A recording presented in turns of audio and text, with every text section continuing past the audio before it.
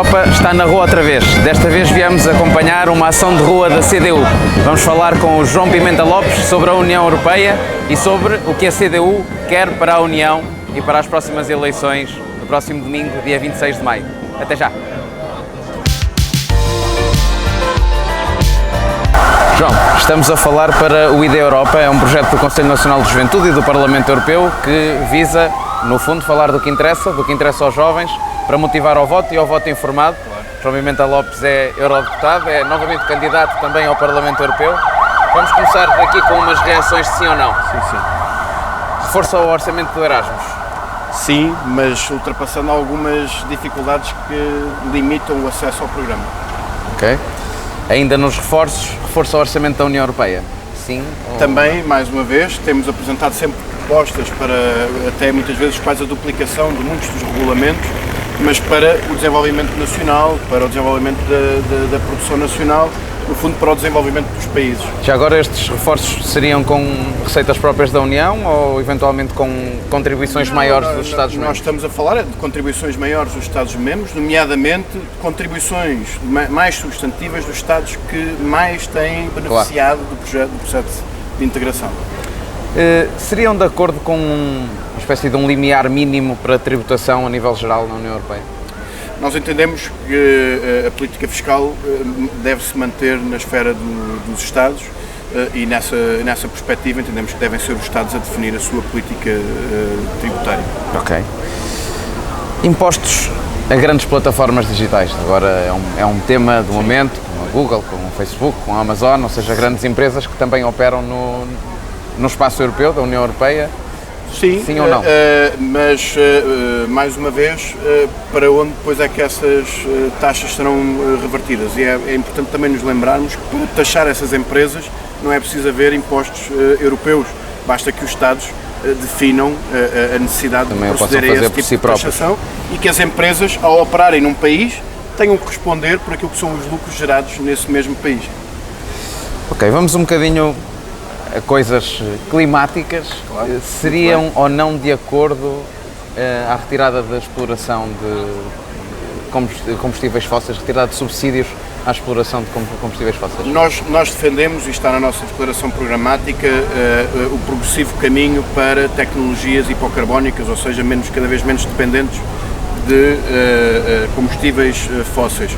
Mas entendemos, em primeiro lugar, que esse caminho não pode condicionar, digamos assim, as estratégias de desenvolvimento de países, nomeadamente de países com índices de desenvolvimento mais baixos, como é o caso de Portugal, e que deve haver esforços diferenciados também nesse caminho, ou seja, o peso até naquilo que é a análise histórica das contribuições, por exemplo, de emissões de gases com efeitos de estufa de países como a Alemanha ou como Portugal, não é exatamente o mesmo, e portanto os esforços para alcançar esses objetivos têm que ser também diferenciados e esse histórico tem que ser tido em conta.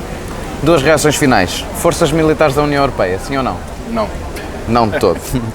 E quanto ao último, um subsídio de desemprego europeu, seriam a favor ou contra? Não, nós defendemos o reforço no quadro nacional daquilo que são os mecanismos de proteção laboral, de proteção ao desemprego e, portanto, o que é importante é que os mecanismos que existem no nosso país, desde logo na proteção ao desemprego, mas que tem que ser acompanhado inevitavelmente pela valorização salarial, nomeadamente pelo aumento do salário mínimo. Vamos às perguntas. Muito bem. E eu começava por perguntar qual é que entendes ter sido o ponto alto da legislatura passada, nomeadamente para a CDU e para ti como eurodeputado? É difícil, num contexto de 5 anos e de tantas matérias tratadas no Parlamento Europeu, definir um ponto alto de intervenção. Têm sido muitos os pontos de intervenção prioritária.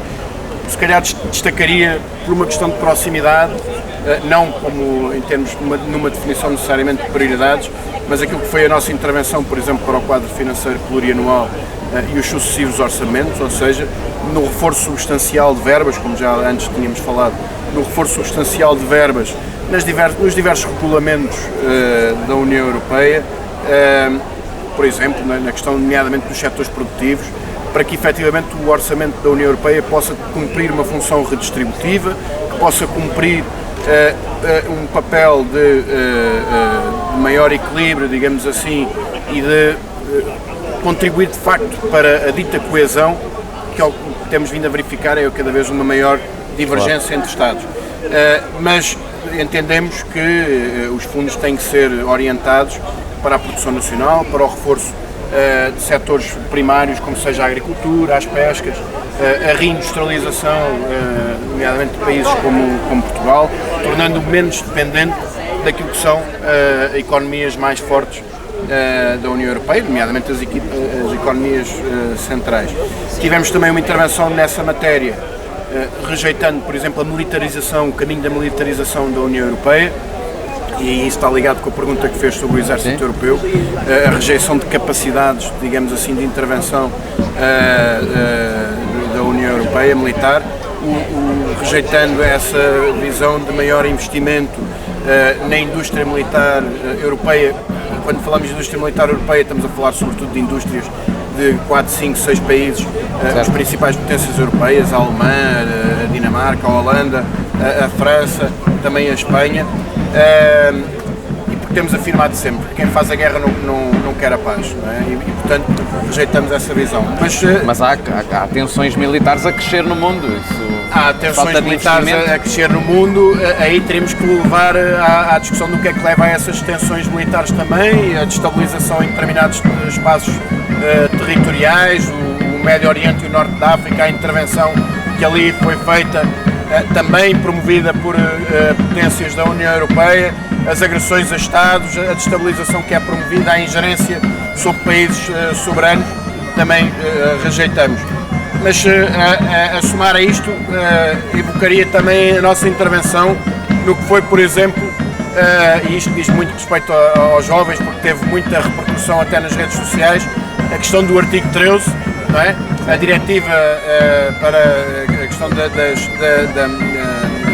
dos direitos de autor no mercado digital, uma intervenção que naturalmente nós dizemos sempre que o artigo 13 não existe por si só, portanto há o artigo 12, o 11, integra uma diretiva, tem um alcance muito maior do que apenas a partilha de conteúdos na internet. Nós tivemos uma intervenção em plenário apresentando propostas que rejeitassem, por exemplo, a introdução de filtros à partilha, portanto defendemos a democratização no acesso à cultura e a conteúdos e entendemos, ligando também à questão da tributação das grandes plataformas digitais, que é possível a remuneração justa dos criadores, dos autores, dos artistas, nomeadamente através de uma distribuição mais justa daquilo que são as receitas, nomeadamente da publicidade, porque ao fim e ao cabo nessa discussão estiveram em confronto, digamos assim, 4 partes. 2 com maior peso nessa discussão, as grandes plataformas de disseminação de conteúdos e as grandes produtoras de conteúdos, no fundo numa disputa por receitas dessa publicidade, mas tiveram também outras 2 partes na equação, os verdadeiros criadores de conteúdos, não é? Quem de facto cria conhecimento, quem de facto cria conteúdos culturais, conteúdos multimédia, conteúdos musicais, etc. E finalmente os utilizadores. E nós pensamos que o resultado final dessa diretiva, e por isso votámos contra a diretiva, serve fundamentalmente quer os disseminadores de conteúdos, quer os produtores, e não vai servir como pensamos que deveria, nem os verdadeiros criadores, porque não vai garantir essa justa retribuição, remuneração pelo ato de criador, e tampouco os utilizadores, porque na prática, apesar de não referir explicitamente os filtros, mas não os exclui, e sabemos bem que a única forma que estas empresas vão ter de fazer a monitorização de conteúdos para cumprir aquilo que são a forma como está redigida a diretiva vai ser através da aplicação de conteúdos, com mais uma agravante, é que são as grandes plataformas que têm hoje a capacidade de criar esses filtros, de monitorizar esses filtros e portanto, a responsabilidade também. E a responsabilidade, e portanto temos aqui uma situação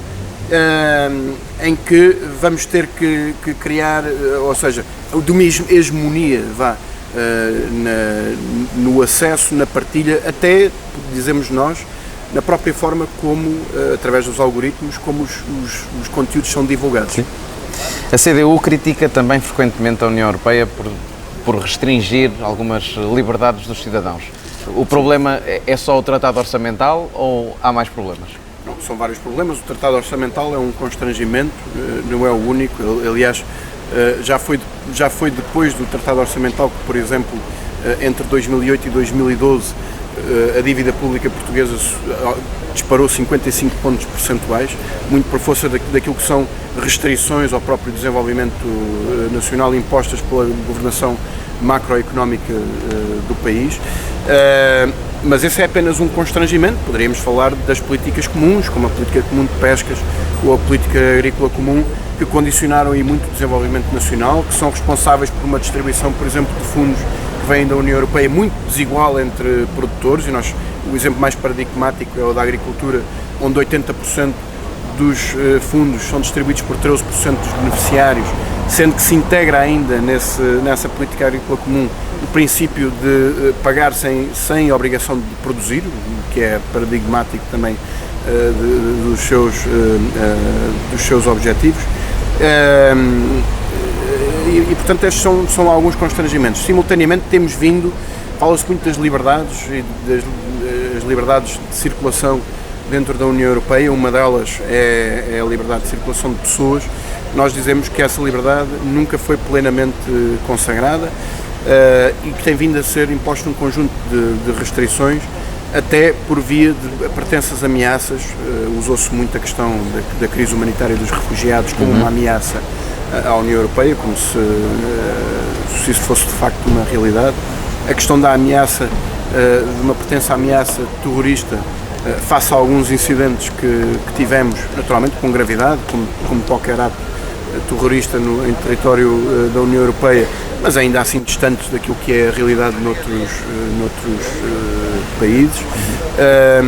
E isso levou a mais controlos sobre a circulação de pessoas, e continuamos a dizer, nós podemos circular efetivamente, mas se quisermos residir, há restrições ao processo de residência, portanto nunca foi completado esse processo, e o que nós dizemos é que mantém-se um sistema de facilitar a circulação, mas sobretudo por via de alimentar mão de obra, nomeadamente mão de obra barata para os países do centro da Europa, possibilitando alimentar aquilo que são as necessidades da indústria, etc. Houve vários processos em discussão neste mandato, por exemplo, a Diretiva de Destacamento de Trabalhadores, que não criou restrições, digamos assim, àquilo que é um tempo muito dilatado do que é considerado um destacamento. Nós pensamos, por exemplo, a diretiva atual permite ir até aos 18 meses e com algumas prerrogativas que estão na diretiva até prolongar e dar continuidade a esse processo. O que nós dizemos é que isso não é em favor dos trabalhadores, porque não está garantido de forma objetiva que um trabalhador que vai daqui trabalhar, por exemplo, para a Alemanha, fica a ganhar aquilo que lá um trabalhador nas mesmas condições ficaria a ganhar. A entrada, por exemplo, das empresas de trabalho temporário no contexto do destacamento de trabalhadores é um problema, no momento em que nós sabemos que a precariedade tem vindo a alastrar na União Europeia e também em Portugal, tem vindo a aumentar o número de trabalhadores com vínculos temporários, os baixos salários têm vindo também a disseminar-se cada vez mais. Em Portugal a massa de trabalhadores tem como referência o salário mínimo nacional, atinge já 25% da população trabalhadora. Sabemos que junto dos jovens esta questão da precariedade é uma questão que tem uma taxa de influência, um impacto ainda maior. Somos muito mais vulneráveis ao trabalho precário, ao trabalho temporário, e não esquecemos, por exemplo, aquilo que são as orientações também da União Europeia a este respeito. Ainda o ano passado, a Comissão Europeia, nas recomendações específicas por país do semestre europeu, afirmava ou criticava Portugal pela dificuldade de despedir trabalhadores com contratos sem termo. Vamos a dois últimos temas, estes eminentemente ligados a quem é mais novo. O primeiro, as alterações climáticas. Há até acusações a vários partidos e várias famílias políticas europeias e também aos partidos portugueses de às vezes estarem mais calados sobre este que é um assunto global sem fronteiras. O que é que há aqui a fazer a nível europeu? Nós temos tido algumas críticas em relação àquilo que são por exemplo, as determinações do Acordo de Paris, não porque do ponto de vista daquilo que é o conteúdo da análise ela não esteja correta, mas porque entendemos que são pouco ambiciosas a forma e os mecanismos que são criados. Por exemplo, o mercado do carbono, em que se permita que quem tenha mais possa pagar para poluir. Entendemos naturalmente que é preciso mudar o paradigma dos sistemas de produção. Por exemplo, falávamos há pouco da política agrícola comum. Se queremos formas mais sustentáveis, até de proteção da sustentabilidade, da utilização dos solos, de reduzir os custos, não é sustentável termos uma dependência em que quase 70% do que comemos vem de fora, com um déficit agroalimentar de 3 mil milhões de euros por ano, que tem custos ambientais, o transporte de alimentos que vêm de fora, quando perdemos 700 mil hectares de área de terra que poderia estar a produzir e a produzir aquilo que são as nossas necessidades, numa perspectiva de muito mais resposta a necessidades logo locais, não é? De colocação de produtos numa perspectiva e numa ótica de proximidade. Nós defendemos nessa matéria, por exemplo, o investimento na pequena e média produção agrícola, que tradicionalmente tem práticas muito mais sustentáveis, pela própria diversidade de culturas a que recorre, pela utilização do território, uma utilização muito mais heterogénea, homogénea do território, e porque dá resposta, de facto, não se concentra, por exemplo, em monoculturas. Nós sabemos que tem impactos ambientais muito significativos e para os quais a política agrícola comum tem vindo a apostar. Por outro lado, temos apresentado propostas também.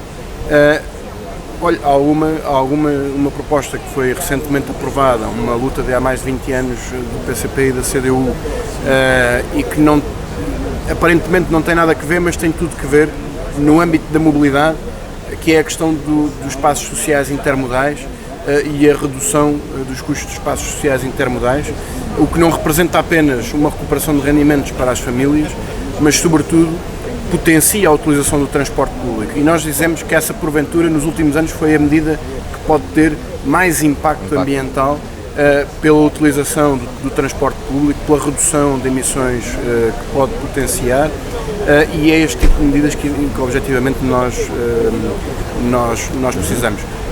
O ambiente é de facto uma causa dos jovens, mas não é apenas uma causa dos jovens. Claro. E nem aos jovens pode ser exclusiva tem que ser das pessoas, não é? A perspectiva das questões do ambiente, porque também aos jovens interessa o acesso à saúde, também aos jovens interessa o acesso à educação, também aos jovens interessa a penetração no mercado de trabalho, mas em que condições? Portanto, em condições de valorização dos contratos, de contratos que não sejam precários, da valorização dos salários, da regulação dos horários de trabalho. Nós sabemos que, por exemplo, os horários de trabalho hoje são cada vez mais desregulados, o que são um problema, por exemplo, quando se fala de déficit demográfico. Pois, mas como é que as famílias podem ter crianças com os custos associados com as creches, com horários perfeitamente desregulados, com trabalho noturno, a trabalhar aos sábados e domingos, e portanto é necessário intervir sobre estas matérias para servir também melhor as novas gerações que vão dar continuidade e que têm que batalhar e exigir, não apenas pela preservação do ambiente, mas pela garantia de ter condições de sobreviver, de viver, mais do que sobreviver, de viver com dignidade, de viver com condições de vida, de poder usufruir também daquilo que são os avanços tecnológicos que temos hoje na nossa sociedade. Que é uma força nova, o poder digital é uma força nova. Sim. Que muito está a mudar. Como é que a União Europeia se deve adaptar, e os Estados-membros também, a tudo o que é a transformação digital? Os processos de robotização, de digitalização devem ser utilizados neste caminho que nós aqui anunciávamos, na redução dos horários de trabalho, por exemplo, e não em criar um caminho em que aparentemente as pessoas deixam de poder trabalhar porque as máquinas substituem o homem. Portanto, tem que haver um equilíbrio na utilização A tecnologia tem que servir o desenvolvimento e tem que servir este caminho de progresso e justiça social que nós defendemos. Há uma coisa contra a qual todos estamos, que é a abstenção. Sim. Que razões é que se podem dar às pessoas para irem votar, e particularmente aos jovens também para irem votar, e particularmente na CDU nestas eleições de próximo domingo? Olha, em primeiro lugar, ir votar fazendo um exercício de memória histórica, o muito que custou, nomeadamente em Portugal, o direito à liberdade, o direito à possibilidade de participar em eleições livres, o direito a poder escolher, a falarmos livremente na rua, a termos esta conversa que aqui estamos a ter e que há 50 anos atrás não a poderíamos fazer com esta liberdade. Depois, uma ideia de que se não votamos, ou se votamos em branco, ou se anulamos um voto, aquilo que nós estamos a fazer é permitir que outros decidam por nós, é permitirmos que aquilo que é muitas vezes a nossa revolta, o nosso desentendimento daquilo que são questões que se estão a passar no nosso país, no nosso dia-a-dia, a nossa incompreensão com situações, é não dar expressão a essa revolta, é não dar expressão aos nossos próprios sentimentos. E nós temos que traduzir os nossos sentimentos, levá-los ao voto.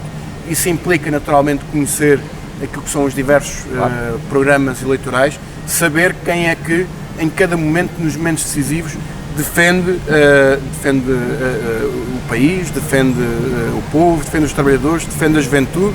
E nós temos tido muitas propostas nesse sentido também no Parlamento Europeu, por exemplo, com o reforço da iniciativa Emprego Jovem para valores muito mais substanciais do que aqueles que reconhecidamente até no Parlamento Europeu têm sido ditos que são insuficientes, mas é necessário termos mais força, é necessário que a CDU tenha mais força para prosseguir esse caminho de valorização salarial, de combate à precariedade que tanto afeta a juventude. João, obrigado por esta conversa, vamos nos ver de certeza aí pela Europa, a ação de rua já começou, sim, senhora. E um bom final de campanha para a CDU. Obrigado. Obrigado.